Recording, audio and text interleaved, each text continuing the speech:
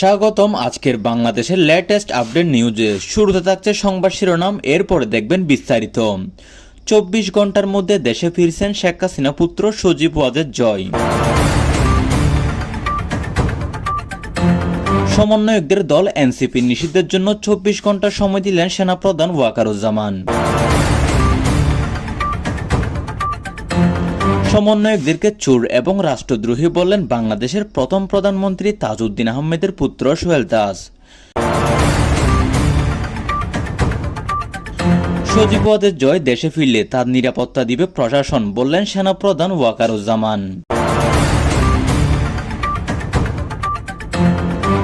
শেষবারের মতো পিয়ার পদ্ধতির দাবিতে আগামীকাল মাঠে নামবেন জামায়াত ইসলাম। এতক্ষণ শুনলেন সংবাদ শিরোনাম, এবার দেখবেন বিস্তারিত।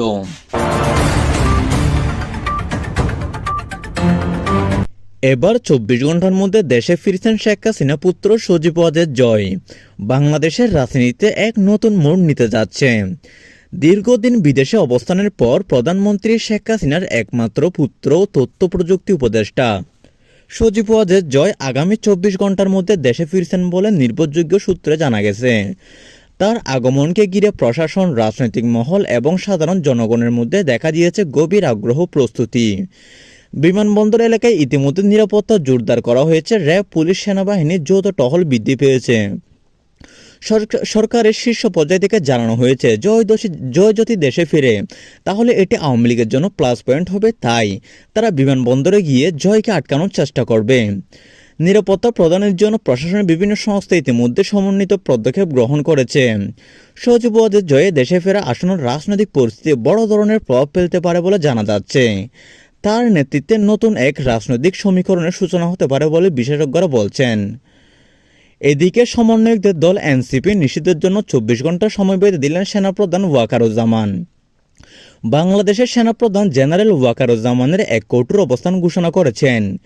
তিনি বললেন, রাষ্ট্রের বিরুদ্ধে ষড়যন্ত্র এবং নাশকতামূলক কার্যক্রমে লিপ্ত তথাকথিত সমন্বয় গোষ্ঠীকে আর কোনো সুযোগ দেওয়া হবে না।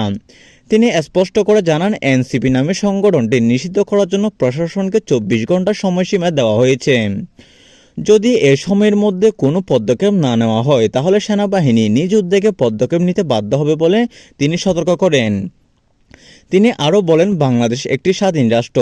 এই স্থিতিশীলতা ও সংবিধান রক্ষায় সেনাবাহিনী যে কোনো চরম পদক্ষেপ নিতে প্রস্তুত থাকতে পারে। এই ঘোষণার পর থেকে প্রশাসনের বিভিন্ন শাখায় তৎপরতায় বৃদ্ধি পেয়েছে এবং রাজনৈতিক অঙ্গনে দেখা দিয়েছে একদম নিরপস্থিরতা। অনেকে সেনাপ্রধান ওয়াকারুজ্জামানের পক্ষে নিচ্ছেন, আবার অনেকে সমন্বয়কদেরও পক্ষে নিচ্ছেন, তবে সেনাপ্রধান ওয়াকারুজ্জামানের ওজন বেশি। অপরদিকে সমন্বয়কদের চোর ও রাষ্ট্রদ্রোহী বললেন তাজউদ্দিন আহমেদের পুত্র সোহেল তাজ। বাংলাদেশের প্রথম প্রধানমন্ত্রী তাজউদ্দিন আহমেদের পুত্র সোহেল তাজ আজ এক বিবৃতিতে কঠোর ভাষায় সমন্বয়কদের কর্মকাণ্ডে নিন্দা জানিয়েছেন। তিনি বলেন, এই তথাকথিত সমন্বয়করা দেশ লুটপাট করেছে, দেশের ভাবমূর্তি ক্ষুণ্ণ করেছে এবং রাষ্ট্রবিরোধী কর্মকাণ্ডেও তারা লিপ্ত ছিল। এরা কেবল চোর নয়, এরা রাষ্ট্রদ্রোহী। সোহেল তাজের এই বক্তব্য সামাজিক মাধ্যমে ব্যাপক আলোড়ন সৃষ্টি করে। হাজারো মানুষ তার বক্তব্যকে সমর্থন জানিয়ে মন্তব্য করেছেন যে দেশের স্বার্থে এখানে কঠোর ব্যবস্থা নেওয়া উচিত। এখন যদি কঠোর ব্যবস্থা না নেওয়া হয় তাহলে পরবর্তী বাংলাদেশের জন্য এটি অনেক বড় চ্যালেঞ্জ হয়ে যেতে পারে। রাজনৈতিক পর্যবেক্ষকরা বলছেন, সোহেল তাজের এই প্রকাশ্য বিবৃতি সরকারের প্রতি সমর্থনের ইঙ্গিত দেয় এবং এটি সমন্বয়কদের ভবিষ্যৎ রাজনৈতিক অবস্থানকে আরও সংকটময় করে তুলবে। সজীব ওয়াজেদ জয়ের নিরাপত্তা নিশ্চিত করবে প্রশাসন ও জানালেন সেনাপ্রধান জেনারেল ওয়াকারুজ্জামানের এক সংবাদ সম্মেলনে বলেন, সজীব ওয়াজেদ জয় দেশে ফিরলে তার নিরাপত্তা নিশ্চিতে প্রশাসন ও সেনাবাহিনী সম্পূর্ণ প্রস্তুত। দেশের একজন গুরুত্বপূর্ণ নাগরিক ও রাষ্ট্রনায়কের উত্তরসূরি হিসেবে তার নিরাপত্তা নিশ্চিত করা সরকারের দায়িত্ব। তিনি বললেন, যে কোনো ধরনের বিশৃঙ্খল নিরাপত্তা বিঘ্ন ঘটানোর প্রচেষ্টা কঠোরভাবে দমন করা হবে। প্রশাসন সূত্রে জানা গেছে, জয়ের আগমন উপলক্ষে রাজধানী ঢাকায় বিশেষ নিরাপত্তা পরিকল্পনা গৃহীত হয়েছে। বিমানবন্দর থেকে তার সরকারি বাসভবন পর্যন্ত পুরো রুটে নিরাপত্তা বলয় তৈরি করা হয়েছে, যা আগামী 72 ঘন্টায় অকার্যকর থাকবে। প্রশাসন কর্মকর্তারা বলছেন, এটা দেশের সাম্প্রতিক ইতিহাসের সবচেয়ে সুরক্ষিত আগমন হিসেবে বিবেচিত হবে। তবে সেনাপ্রধান ওয়াকারুজ্জামানের অনেকে বিপক্ষে চলে গেছেন। অনেকে বলছেন তিনি তো সাবেক প্রধানমন্ত্রীর ছেলে, অনেকে বলছেন ফ্যাসিস্টের ছেলে, তাকে কেন এভাবে প্রোটোকল দেওয়া হবে। কিন্তু সেনাপ্রধান ওয়াকারুজ্জামান সরাসরি জানিয়ে দিয়েছেন তাকে প্রোটোকল দেওয়া হবে সেনাবাহিনী থেকে। সর্বশেষ শেষবারের মতো পিআর পদ্ধতির দাবিতে মাঠে নামছে জামায়াত ইসলাম। দীর্ঘদিনের দাবি ধর্মীয় সংস্কার আন্দোলন অংশ হিসেবে জামায়াত ইসলাম বাংলাদেশ ঘোষণা দিয়েছে তারা আগামীকাল শেষবারের মতো পিআর পদ্ধতি বাস্তবায়নের দাবিতে মাঠে নামবে।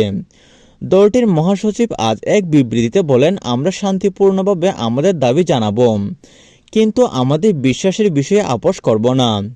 রাজধানীসহ বিভিন্ন জেলায় দলটির নেতাকর্মীর প্রস্তুতি নিচ্ছে। আইনশৃঙ্খলা বাহিনী ইতিমধ্যে মাঠে নেমেছে এবং সম্ভাব্য বিশৃঙ্খলা এড়াতে কঠোর নজরদারি শুরু করেছে। রাজনৈতিক বিশেষজ্ঞরা বলছেন এই আন্দোলনের মাধ্যমে জামায়াত তাদের রাজনৈতিক অস্তিত্ব ধরে রাখার শেষ প্রচেষ্টা চালাচ্ছে। তবে সরকারের অবস্থান স্পষ্ট যে অবৈধ সমাবেশ বা বিশৃঙ্খলা কর্মসূচি কঠোর হতে দমন করবে তারা। বন্ধুরা, এতক্ষণ শুনছিলেন আমাদের সংবাদগুলো। যারা যারা দেখেছেন অবশ্যই চ্যানেলটি সাবস্ক্রাইব করে দিবেন। আর এরকম নিউজ আমরা প্রতিনিয়ত আপডেট করি, অবশ্যই পাশে থাকবেন। ধন্যবাদ।